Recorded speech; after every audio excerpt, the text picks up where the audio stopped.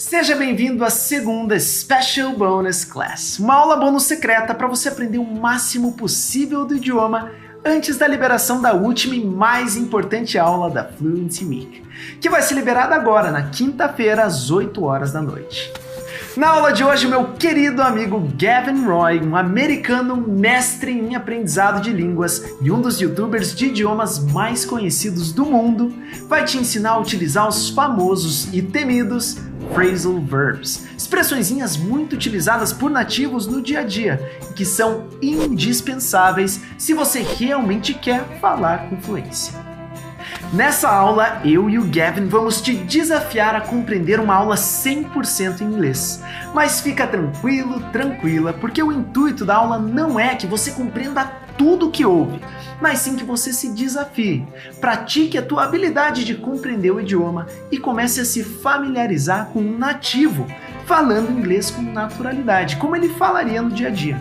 Portanto, se você tiver dificuldades, não se preocupa. É normal e eu já imaginava que isso aconteceria. Volte quantas vezes forem necessárias. Tenha calma. Compare a legenda em inglês com a legenda em português para aprender novas palavras. Repita as expressões em voz alta, copiando o Gavin. Sinta a tua compreensão melhorar cada vez que você assiste. E aperte os cintos, porque essa aula vai ser uma verdadeira imersão no idioma, como ele é falado por nativos. Isso dito, é hora de começar. Hey, how you doing? My name's Gavin. I am from the state of Colorado in the United States, and today we are going to be talking about filler words. These are words that link sentences and phrases and words in my mother tongue, in English. So, let me give you an example and explain a little bit more. Let's look at how we would translate the sentence, "Eu só tive dia ruim, sabe?" from Portuguese to English. To begin, eu tive dia ruim in English would be, I had a bad day. But when we speak like this, it sounds very robotic. I had a bad day. And native speakers use filler words to make the sentence flow more, like in Portuguese, eu só tive dia ruim, sabe?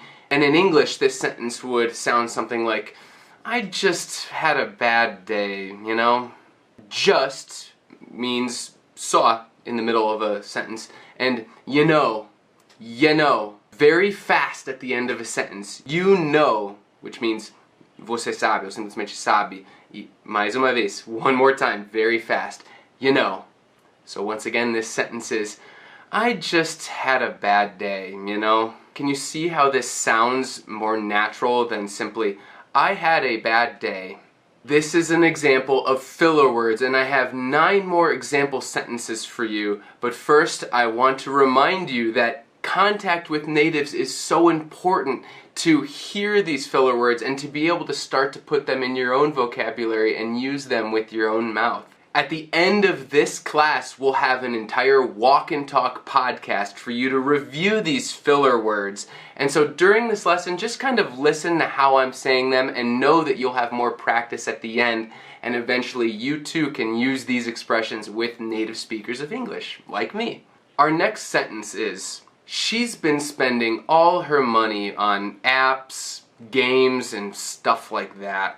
Ela tem gastado todo o dinheiro dela com aplicativos, jogos e coisas assim. Esse e coisas assim em inglês é and stuff like that. And stuff like that. You can put it at the end of the sentence just to end it when you want to say like etc. and stuff like that. In English, coisa is either thing or stuff. The difference between these two words is that thing can be plural. So coisa, coisas, thing, things. But stuff can never have an S at the end. It's always singular. So we say either and stuff like that.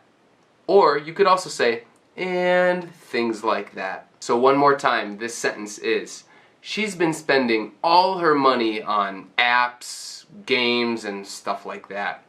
During these examples, let's continue to pay attention to our pronunciation of every single word too. It's best to dominate the pronunciation right at the beginning so that you learn the correct way to pronounce it, so that you don't learn something that isn't quite exactly the pronunciation of the word, and then that's the pronunciation that sticks in your mind. So during all of this, let's definitely focus on pronunciation, okay? So our next example. You do not want to see that movie. Believe me. Esse believe me é tipo acredita em mim, literalmente, mas pode acreditar. And note how I'm putting emphasis on the do not want to see the movie.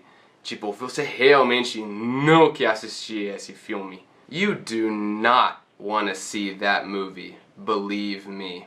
I just talked about pronunciation of words and how it's important right from the beginning. So right now, let's listen to how I'm saying the word not, for example. I hear many Brazilians saying not, with the same O as in Portuguese. But if you listen to how I'm saying it, you'll hear that I'm actually pronouncing it almost like an open A. Ah. You do not want to see that movie. You do not want to see that movie. Believe me. So this is what I mean when I say focus on the pronunciation. Don't just imagine that you're hearing it how you think it's to be pronounced, but truly listen, hear how I'm actually pronouncing it when I say it slowly. You do not want to see that movie. Believe me. And this want to also has a different pronunciation reduction. Wanna, instead of saying want to, very staccato, we say wanna, linking these two words. Okay, now our next example. They wanted to talk to you about, never mind. This never mind in Portuguese is like, deixa pra lá, or esquece, when you're starting to explain something but then you decide that maybe it's better just to forget it. They wanted to talk to you about, never mind. And also note how I'm using this pause word here. Never mind. In Portuguese, to my native English ears, I hear that this pause word is more like an esquece. In English, it's a little deeper. So one more time. They wanted to talk to you about, never mind. In this next example, I'm explaining a situation that happened to me in the past to a friend. And this example is, he called me and was like, this is an emergency. Talk about drama, huh? In Portuguese, when you talk about what someone else said, you can either say, ele falou, ela falou, or I hear many people informally saying, e ele tipo, blah blah blah, e ela tipo, blah blah blah. The exact same thing happens in English, and in my opinion, it's not wrong to learn how to speak this way because you will hear native English speakers talking this way. He called me and was like, this is an emergency. Talk about drama, huh? Talk about, and then whatever it was. In this case, drama. Que drama? Talk about drama, huh? This sound is very common too. Huh? Huh? Which is more or less like your né. Que drama, né? Talk about drama, huh? He called me and was like, this is an emergency. Talk about drama, huh? I want to remind you that all of these examples will be available after the class, both in our podcast, so that you're not only learning these words, but you're able to remember them when you're actually talking, instead of freezing and not being able to think of what to say. Our next example, let's imagine that a kid did something wrong and is explaining to his mom what happened. It was sorta an accident. In Portuguese you say foi meio que. In English we say it was sort of, or it was kind of. But right now I'm pronouncing it very clearly with perfect pronunciation. But when this is spoken quickly or by a kid or informally on the street, between friends, you know, we don't say sort of or kind of. Once again, we have this reduction and these turn into sorta, and kinda without pronouncing the F. So again, we need to remember to focus on the native pronunciation so that you're memorizing the actually correct version of the pronunciation, okay? It was sorta an accident. It was sorta an accident. Our next example. You know what that means, don't ya? You know what that means, don't ya? I know. Tipo, slowly this would be don't you. With intonation, right? Don't you? But this is another example of a filler word, an expression that we shorten a lot, and the pronunciation definitely is quite a bit different than how it looks. You know what that means, don't ya? You know what that means, don't ya? If you said don't you very clearly, of course everyone would understand you too, but this is me letting you know that it's not the exact way that we speak, and so you'll hear a lot of this don't ya, and I would love if you were able to memorize this pronunciation and to be able to use it too. And believe me, with practice and memorization, all of these filler words will become second nature to you. You'll be able to remember them and use them with ease during a conversation. These are some of the most common ones, and the not most difficult, but ones that change the most when you say them that I'm teaching you during this class today. I want you to be able to recognize them, and so trust me that learning these specific examples will help you a ton with your informal English, and to be able to have that awesome, relaxed conversation with friends. As you're having more and more contact with native speakers, let's pretend you want to go to the movies with your friend, and you didn't know at this specific movie theater the popcorn is completely free. You can say something like, wait a sec. You're telling me the popcorn is free? No way! We say sec a lot instead of second, just an abbreviation in informal English. And then this no way at the end of the sentence. This is like the incredulous, disbelieving, no acredito, that's amazing, I did not expect that. No way! Awesome! So again, the entire thing that you're saying here is, wait a sec. You're telling me the popcorn is free? No way! Wait a sec. You're telling me the popcorn is free? No way! Oh, this is so good, guys. These filler words are gonna help so much in your informal English. Let's imagine one more example here. Let's imagine that you're tired of talking about the same thing and you want to change the subject. A great filler word I like to use for this is anyway. So in an expression, this could be like, anyway, what did you do today? This anyway is like, enfim, right? Anyway, what did you do today? I actually use the word anyway without anything after it a lot of times just to like indicate to the other person that I'm done talking about whatever I was talking about. Just like, anyway. Pronto. Fim. That's the end, right? But the expression, the entire phrase here that I presented one more time.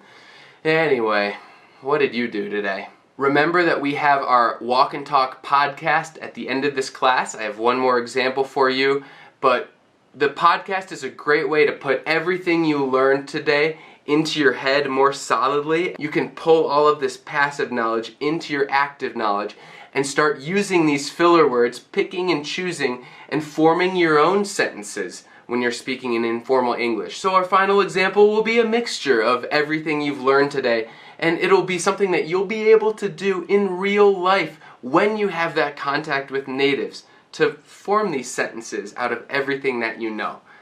Our example is, she's just not good with, talking with people and stuff. Oh my gosh, if a Brazilian said a sentence like this to me, I would not believe that they're a non-native speaker of English. It sounds so normal to use these filler words, and I encourage you to try to adopt as many of them as possible into your day-to-day speech. I know that some people tell me that tipo isso, tipo aquilo, in Portuguese is way too informal, and while I agree that we shouldn't write formal letters and speak at lectures like this, I think that among friends, tipo is perfectly fine. It makes my Portuguese sound more informal, and these filler words like, just, you know, anyway, and so on, will make your English sound that much more informal, better, more fluent. She's just not good with, talking to people and stuff. Guys, I hope that this Aula Prática has taught you something new, grown your vocabulary a little bit. Make sure to check out all of our resources after you watch this video. I hope you enjoyed this one. Tamo junto, and I'll see you again very soon, I hope. Anyway, later. Você acaba de completar mais uma aula usando os passos do Fluency Hacking. Na verdade, até agora colocamos em prática 3 dos 4 passos do método. O passo 1, o desafio, onde nos desafiamos a aprender algo novo e identificamos nossos pontos de melhoria no idioma. O passo 2, a ponte, onde achamos as respostas para o desafio, estudando em detalhes o material. E o passo 3, o grande salto, onde praticamos o conteúdo aprendido, melhorando muito a nossa habilidade de ler, ouvir e compreender o idioma. Mas e o último passo do método? Pois é, o último passo é o grande segredo do método e revolucionou completamente a minha capacidade de aprender idiomas, me transformando em uma verdadeira máquina de memorizar conteúdo.